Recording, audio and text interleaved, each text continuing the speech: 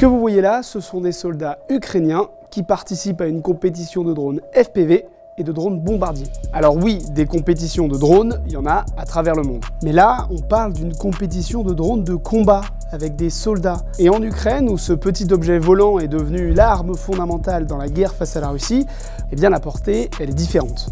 Alors notre reporter Stéphane Siohan s'est rendu sur place. Des représentants de 20 brigades ukrainiennes qui étaient sur le front juste avant la compétition se sont donc réunis à Kamianets-Podilsky le week-end du 4 au 5 octobre. Les organisateurs de la compétition ont conçu des tracés les plus réalistes possibles pour se rapprocher des conditions de combat sur le front. Par exemple, l'un des juges arbitres, Maxime, a raconté à quel point la guerre a influencé la compétition. En conditions de combat, ce qui importe, c'est la capacité à manœuvrer dans un espace restreint, puis de déposer un cadeau explosif dans une ouverture, une fissure dans le sol, une tranchée.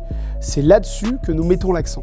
Résultat, la compétition se construit autour d'épreuves de vitesse, d'habileté ou encore de précision avec des drones bombardiers lourds. Les soldats doivent les monter à haute altitude et viser un quadrilatère au sol.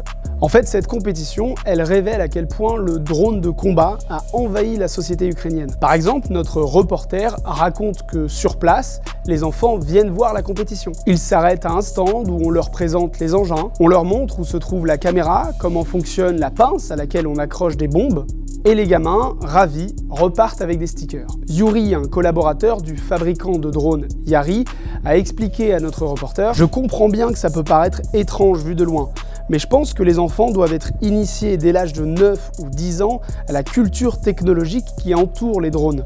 C'est une question de sécurité collective. » Bref, en Ukraine, la militarisation touche toutes les couches de la société. Si vous voulez en savoir plus, vous pouvez retrouver le reportage de Stéphane Siohan sur le site de Libération.